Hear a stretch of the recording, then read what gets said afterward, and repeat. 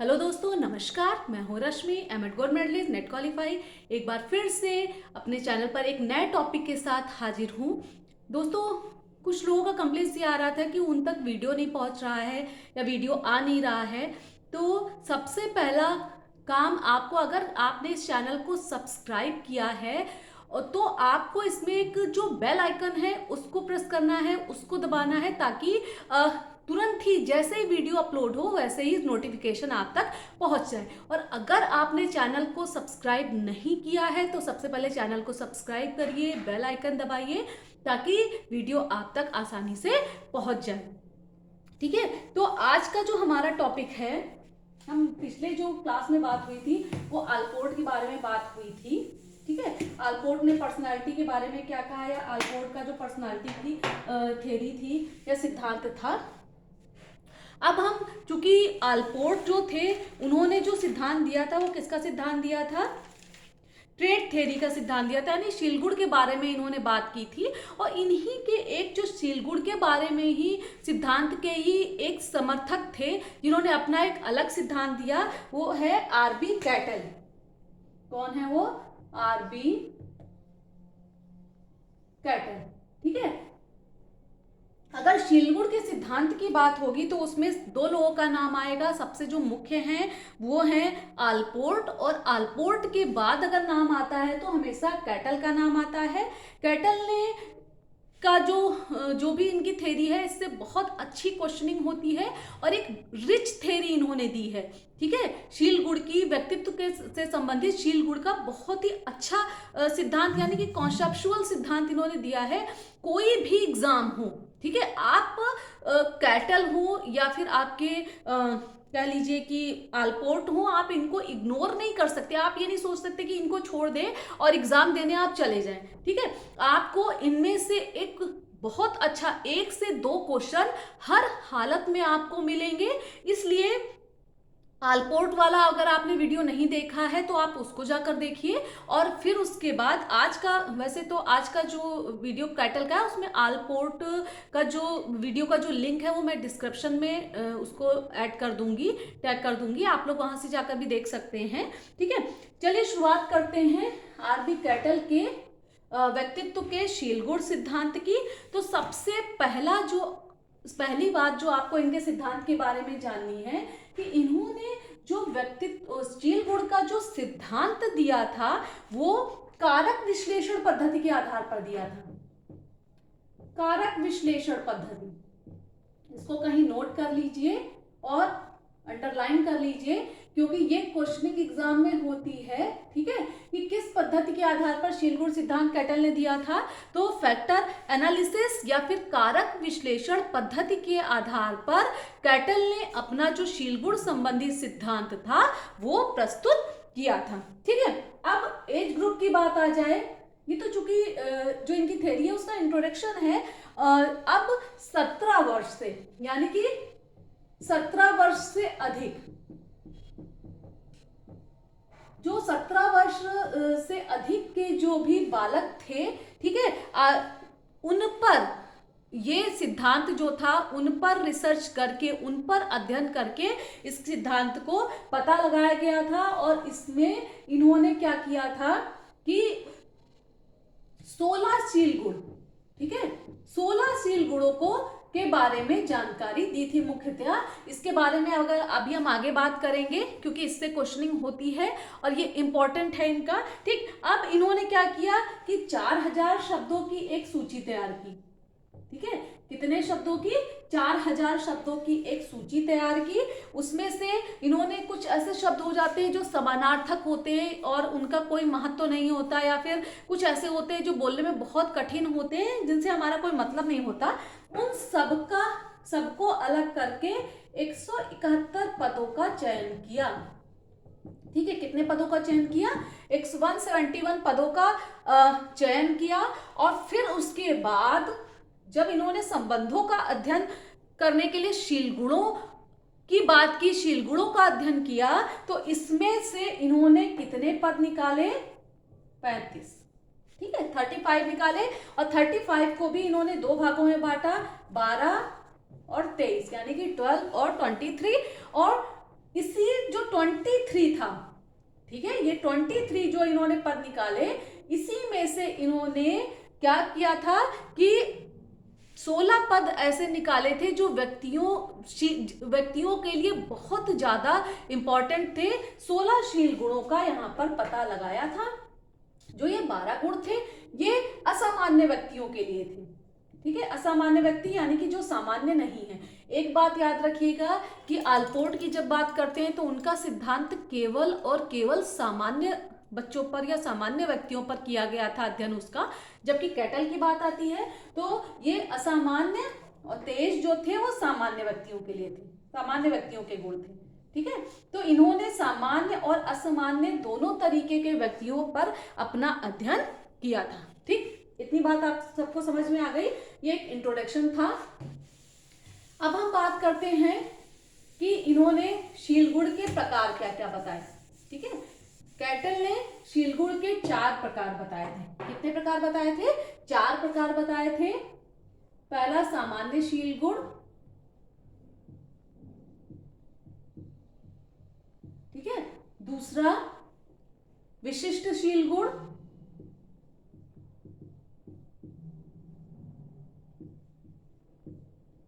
तीसरा आपका आएगा सतही शीलगुण, और 4th नंबर पर आएगा स्रोतशील गुण, ठीक है। कैटल ने जो अपना शील गुण का सिद्धांत दिया उसमें कितने बताए? शील गुण के 4 प्रकार बताए। सामान्य शील गुण यानी कि जनरल, यानी जो सभी में पाया जाता है। विशिष्ट शील गुण यानी कि स्पेसिफिक। सतही शील गुण सरफेस, और स्रोतशील गुण यानी कि सोर्स ट्रेड्स, ठीक है। अब सामान्य शील गुण की एक एक की बात करते हैं। सामान्य शील गुण यानी कि जो सभी व्यक्तियों में पाए जाते हों, ठीक है। जो सामान्य शील गुण होते हैं वो सभी व्यक्तियों में पाए जाते हैं। ऐसा नहीं है कि किसी में है किसी में नहीं है। जैसे कि आप देखते होंगे कि कुछ ऐसे गुण जैसे कि स्वार्थ हो गया, ईर्ष्या हो गई, ठीक है। चाहे जितना व्यक्ति दिखावा करे, ठीक है, कि मुझ में ईर्ष्या नहीं है, लेकिन कहीं ना कहीं उसके अंदर ईर्ष्या की भावना होती है। अब वो कैसे पनपती है, कैसे जन्म लेती है, वो परिस्थिति पर डिपेंड करता है, ठीक है, कि परिस्थितियां क्या पैदा हो गई कि जो व्यक्ति के मन में ईर्ष्या उत्पन्न हो गई, ये उसका एक सामान्य शील गुण होता है, ठीक। विशिष्ट शील गुण, विशिष्ट शील गुण यानी कि कुछ विशेष व्यक्तियों में, ठीक है, विशेष समुदाय, यानी कि पूरा का पूरा एक समुदाय ले लिया, एक ग्रुप ले लिया, उसमें इस तरीके के जो विशिष्ट शील गुण होते हैं वो उत्पन्न होते हैं। जैसे कि एक नायक या फिर कोई नेता है, एक आदर्श शिक्षक है, ठीक है, आदर्श माता पिता हैं, यानी कि विशिष्टता, ठीक है। विशिष्टता हर किसी में नहीं होती है, लेकिन बहुत से लोगों में होती है, यानी कि विशिष्ट लोगों में ये वाला शील गुण पाया जाता है, ठीक है।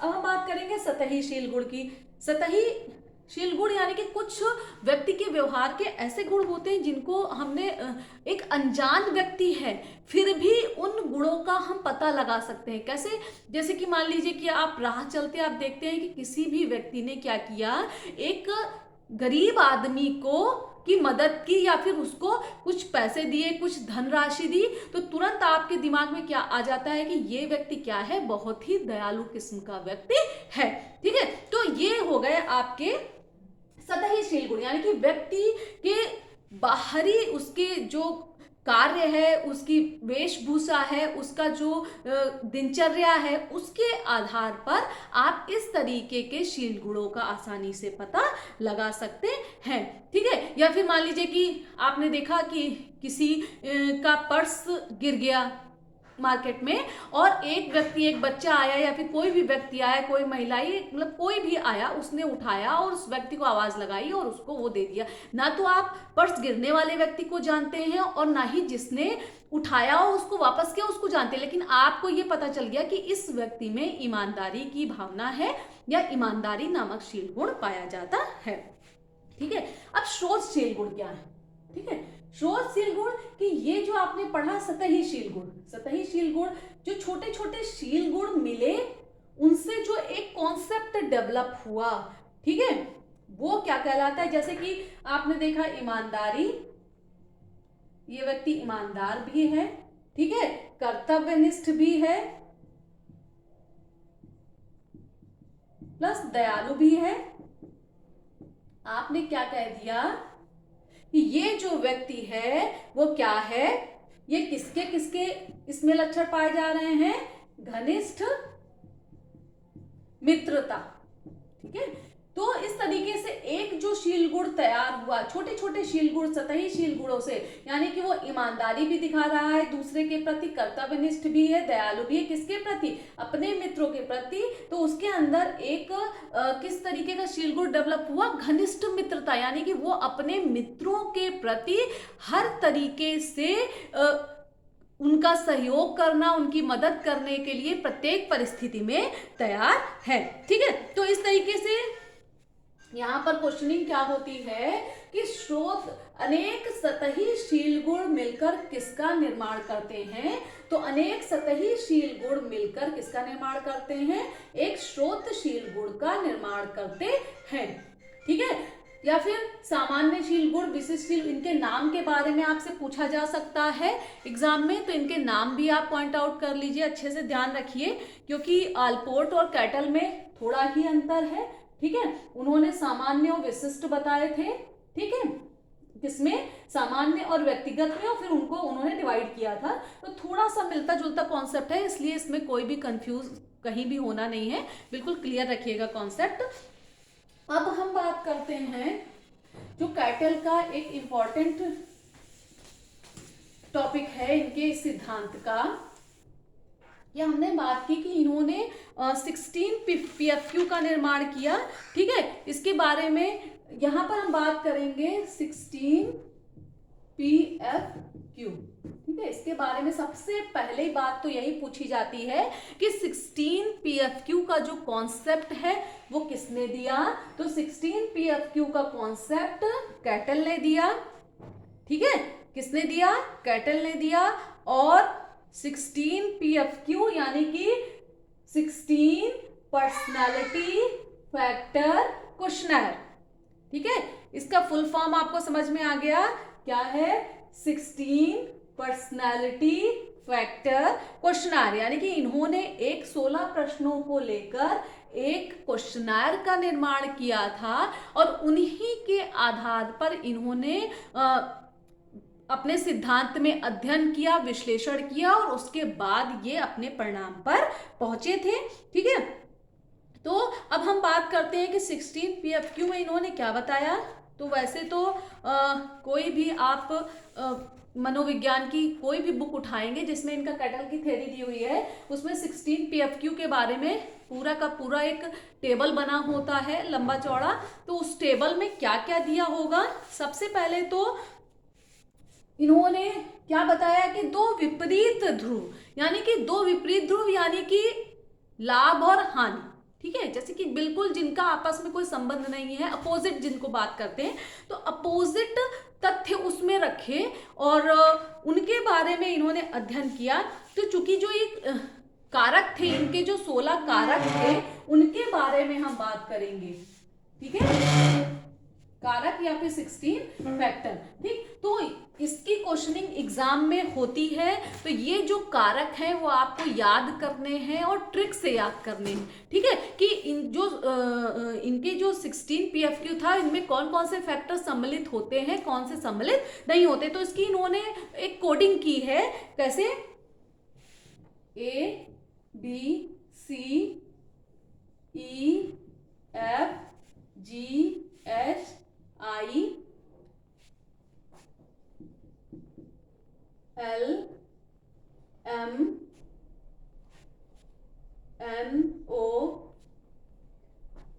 Q1 Q2 Q3 Q4। इस तरीके से लिखने का सिर्फ और सिर्फ इतना मकसद था कि इसको किस तरीके से आपको याद करना है, इसलिए ऐसा लिखा है, ठीक है। तो आपको कौन से कारक, ये जो नीचे कारक मैंने लिखे हैं, ये इसमें सम्मिलित नहीं है, ठीक है, ये इसमें सम्मिलित नहीं है। अब आपको इसको लर्न कैसे करना है कि इंग्लिश में पहला 1 2 3, यानी कि 3 नंबर हैं और चौथा नंबर नहीं है, यानी कि एक को आपने नीचे इसीलिए लिख दिया है डी को कि 3 है और जो नंबर लिखेंगे जस्ट उसके बाद वाला नहीं है। फिर 1 2 3 4 5 यानी कि आपने डी हटा दिया।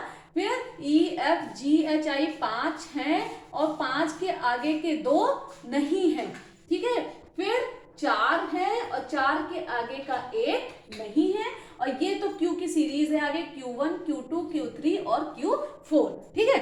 इस तरीके से ये जो यूपी पीजीटी का जो एग्जाम हुआ है एजुकेशन में, उसमें कई बार ये पूछा गया है। और अगर आप एजुकेशन से सब्जेक्ट से जुड़े हैं और किसी भी एग्जाम की तैयारी कर रहे हैं तो आपको ये याद करना पड़ेगा कि कैटल ने जो 16 PFQ पर्सनालिटी फैक्टर क्वेश्चनर का निर्माण किया था, उसमें जो उन्होंने 16 फैक्टर बताए थे या 16 कारक बताए थे, तो ABCEFGHILMNO Q1 Q2 Q3 और Q4, ठीक है। और अगर इनको आपको आंख बंद करके याद करना है तो इसका ये तरीका है 3 1 5 2 4 1, ठीक है। 3 1 यानी कि 3 है 1 नहीं है, फिर उसके आगे की सीरीज में 5 है 2 नहीं है, 4 है 1 नहीं है, और Q की सीरीज तो 4 तक चलेगी, ठीक है। तो इसमें जैसे कि इन्होंने आप बुक में उसको देख लीजिएगा कि उन्होंने ए जैसे दिया हुआ है तो उसके विपरीत कारक दिए हुए हैं। ए में जैसे उत्साही और एकाकी, यानी कि 2 विपरीत चीजें हैं, जैसे कि बी में अधिक बुद्धिमान कम बुद्धिमान, ठीक है। इस तरीके से दिया हुआ है। दोनों कारकों का बिल्कुल अपोजिट इन्होंने कॉन्सेप्ट दे रखा है। फिर अब इन्होंने क्या बताया कि जो शील गुण होते हैं वो आपस में एक दूसरे से संबंधित होते हैं। अगर संबंधित नहीं होंगे तो इन्होंने जो सतही शील गुण जब कई सारे आपस में संबंधित हुए तभी किसका निर्माण हुआ, स्रोतशील गुणों का निर्माण हुआ, यानी कि छोटे छोटे गुण विकसित हुए, उससे एक गुण बड़ा बन गया, ठीक है। अब जैसे कि बात यहाँ पर एक एग्जाम्पल और ले सकते हैं, जैसे कि व्यक्ति चिड़चिड़ा है, ठीक है, व्यक्ति अलग रहना पसंद करता है, व्यक्ति थोड़ा कम बोलता है, ठीक है, उसको सोसाइटी में सामाजिक नहीं है, तो ये सारे शील गुण मिलकर किसका निर्माण करते हैं, अंतर्मुखी व्यक्तित्व का निर्माण करते हैं, अंतर्मुखी शील गुण का निर्माण करते हैं, ठीक है। फिर अब हम बात करते हैं कि शील गुण का इन्होंने क्या बताया कि कैटल ने बताया कि शील गुण जो होते हैं वो सामाजिक होते हैं और पर्यावरणीय कारकों से पूरी तरह से प्रभावित होते हैं, ठीक है। तो ये जो इनका कैटल की थ्योरी थी, कैटल का जो सिद्धांत था वो यहीं पर आकर खत्म हो जाता है। और इन्होंने जो मेन जो बताया, मेन जो चीजें बताई, सबसे पहली तो आप नोट कर लीजिए कि इन्होंने जो अपने सिद्धांत का जो विश्लेषण किया था फैक्टर एनालिसिस मेथड से किया था। फिर इन्होंने मुख्य कितने 35 वर्ड निकाले थे, 35 समूह निकाले थे, उनमें से इन्होंने 12 और 23 यानी सामान्य और असामान्य दोनों व्यक्तियों पर काम किया था। इन्होंने 16 PFQ का निर्माण किया, यानी कि पर्सनालिटी फैक्टर क्वेश्चनर, ठीक है। पर्सनालिटी फैक्टर क्वेश्चनर में जो भी फैक्टर इन्होंने लिए इनके नाम बिल्कुल याद कर डालिए।